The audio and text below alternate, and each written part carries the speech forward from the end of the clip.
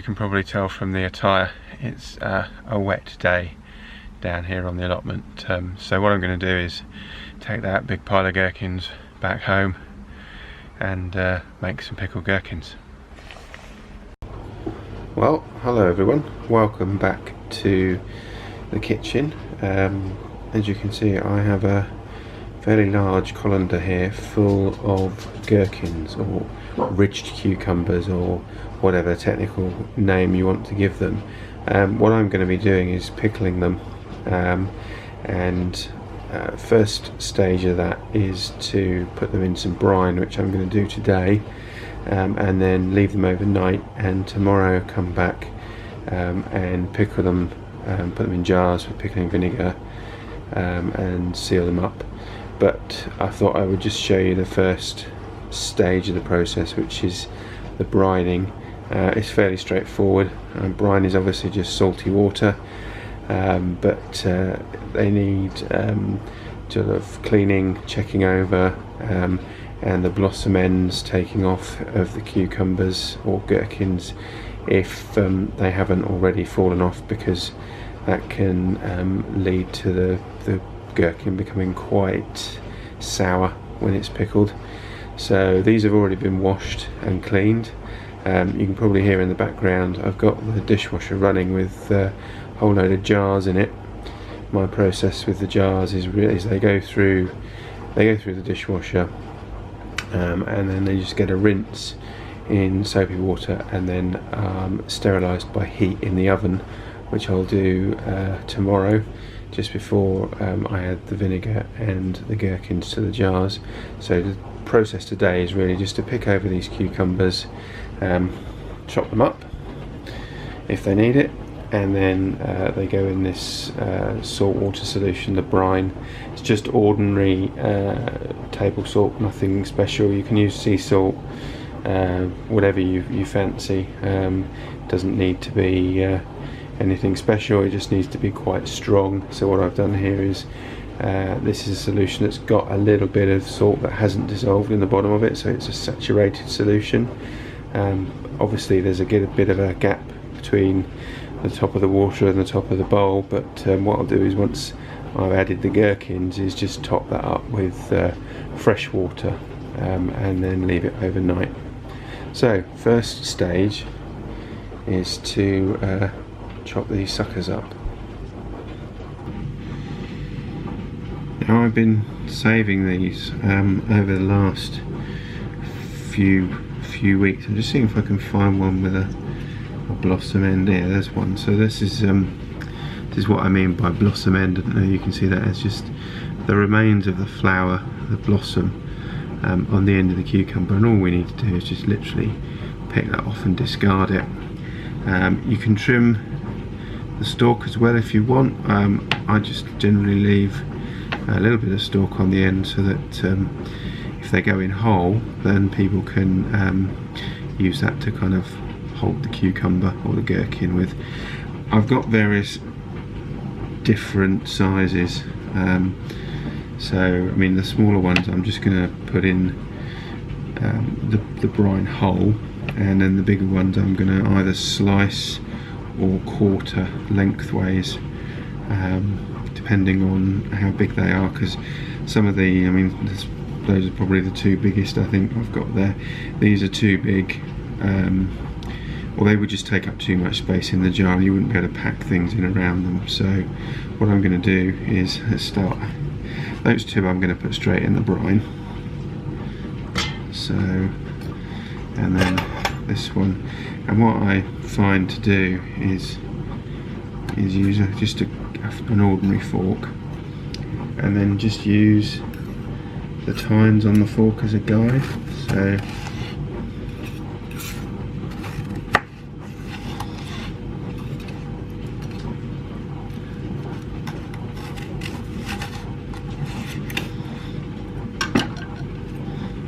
what I've got there, as you can see, and then they'll go in as slices like that, and they'll fit in the jar fine, and you'll be able to juggle them around. So same with this one.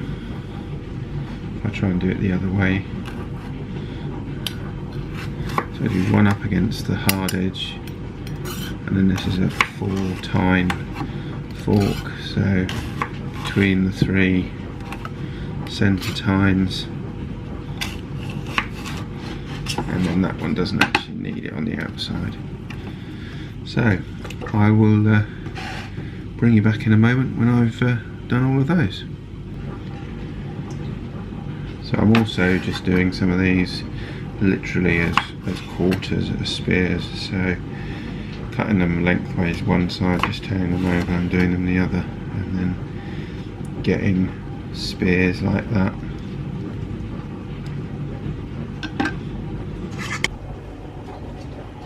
So as you can see, they're all in the brine now. I haven't really needed to top that up at all, so it is quite a saturated solution. All I'm going to do now is just pop something on the top to weigh them down, and then just so that they're all submerged, and then just find a weight to put on top of that. So a bottle of water, or if you've got an old-fashioned set of scales, a weight from that, but anything just to keep that down and keep the gherkins submerged until you're ready to bottle them up. Now these will stay overnight. I'll probably put them in the fridge, or I will just leave them in a cool spot somewhere, and then I'll bring you back tomorrow when we'll get on with stage 2. Welcome back. We're on the next day now. It's the morning of the day after we cut up the gherkins. As you can see, I've got my pickling solution on the stove, just bringing that up to the boil to simmer for a couple of minutes.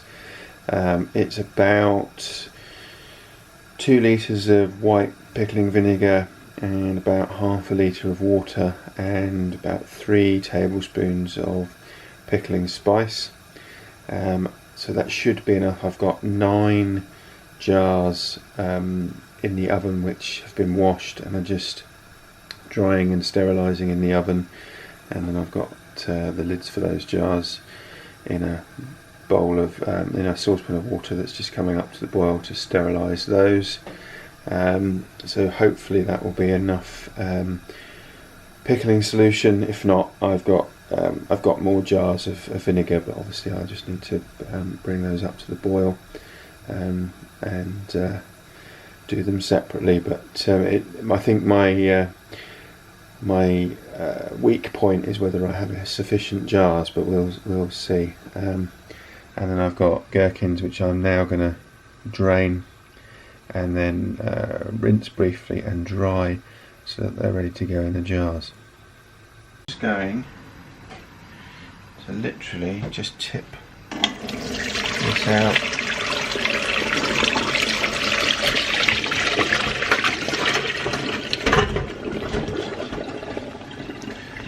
Straight into the colander. I'm just going to put the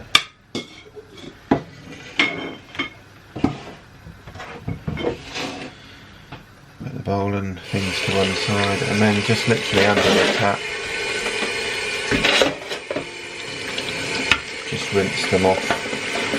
It's just really to remove as much of any of the excess salty water as possible.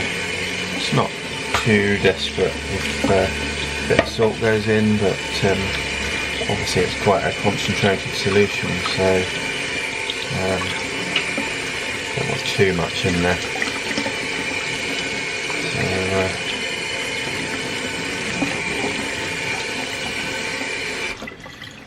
should be enough, and we'll just leave that to drain, and then I'm going to dry these. I'll show you that, so I'll bring you back in a moment.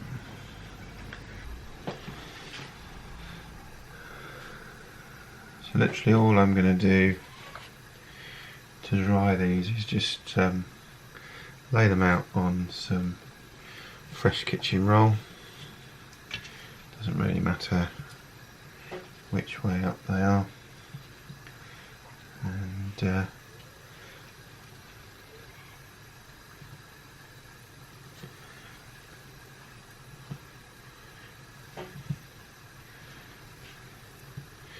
try and use as much of it as possible.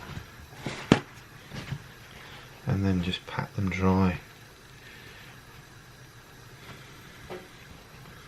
with another piece, and then obviously repeat that process until they're all done. Now, I probably should have said I'm not following any one particular recipe. I don't think I've ever found one or any recipes that completely agree with one another on the best way to do this. Some say you can use dill, some say you don't need to. I think find one that works best for you. Plenty out there on the internet.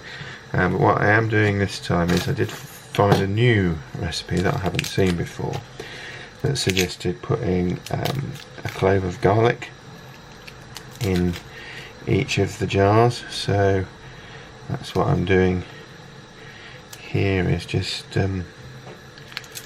preparing 9 cloves for 9 jars. If you've not done this before, quick tip on getting the skin off a clove of garlic: just cut the this is the basal end, the root end, and then just under the blade of your knife just flatten it down.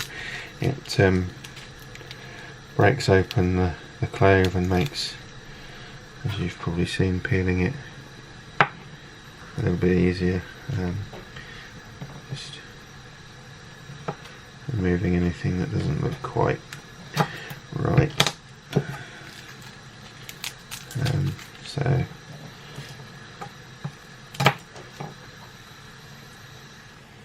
my pickling vinegar has just come to the boil, so I'll just turn that down, simmer that for a couple of minutes.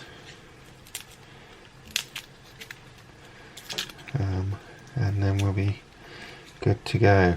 Now the next stage, I'm going to say this now because I think my mind is going to be elsewhere and I'm doing the next stage. The next stage obviously involves lots of hot jars, hot vinegar, and best that little people and animals, in my case some 2 dogs, are excluded from the room, because you don't want to end up spilling anything or having a jar fall over and scald or burn someone. So just a bit of health and safety advice there. I'm sure you would have thought of it yourself, but it's just worth noting that obviously there's a lot of hot and boiling liquids and hot jars, so just worth bearing that in mind. Great. Just realised that the camera wasn't running. So what you haven't seen me do is what I've done to this point is just put a little bit of pickling solution in the bottom of each jar, and then the garlic clove that you saw me cutting up, and now I'm just adding the gherkins, trying to get as many in each jar as possible, and then what I'm going to do is add a bit more pickling solution to top the jars up and give me an opportunity to move around some of the gherkins that are in the jars.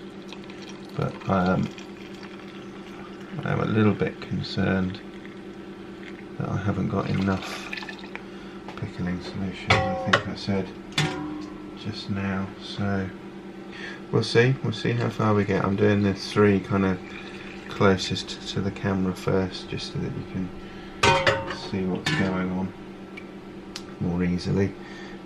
Having said that, obviously the camera wasn't running, which is a bit of a faux pas.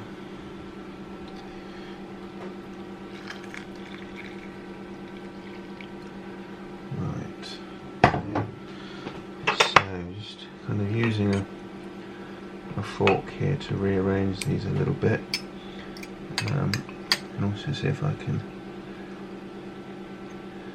squeeze a little bit more into some of the jars. I'll definitely get a little bit more into each of these, but trying to get them to stand up on end a bit.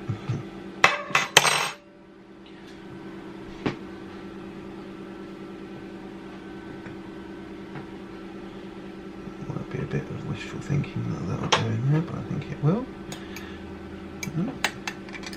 Obviously, what you want is for the gherkins to be covered by the pickling solution. So I'd have to.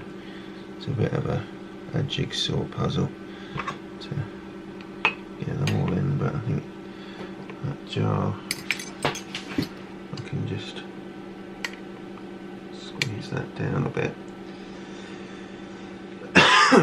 Excuse me. And it's handy having them in sort of different shapes and sizes as well, because it's a bit like a gherkin Tetris, I suppose, that you can get them in.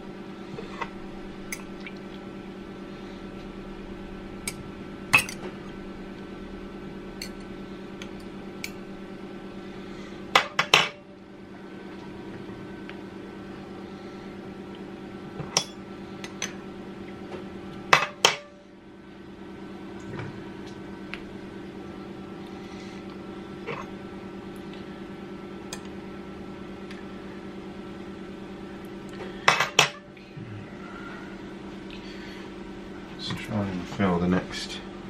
This process is now kind of just repeating itself until all the jars are full. I'm beginning to think I have got enough jars, but I'm still concerned that I haven't got enough pickling solution. So I think I'm going to get 5 jars out of this.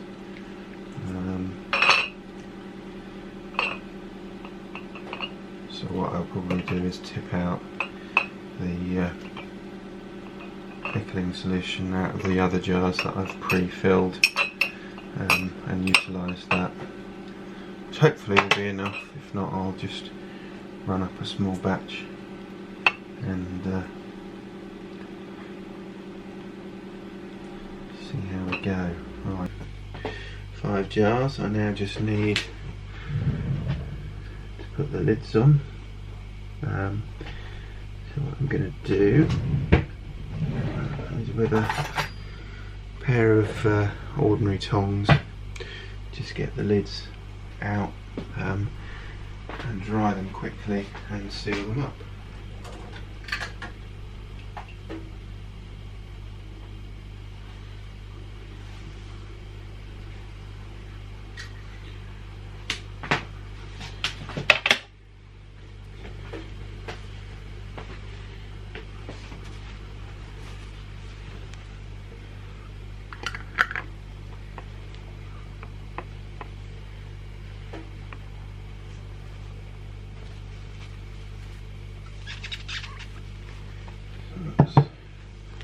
One.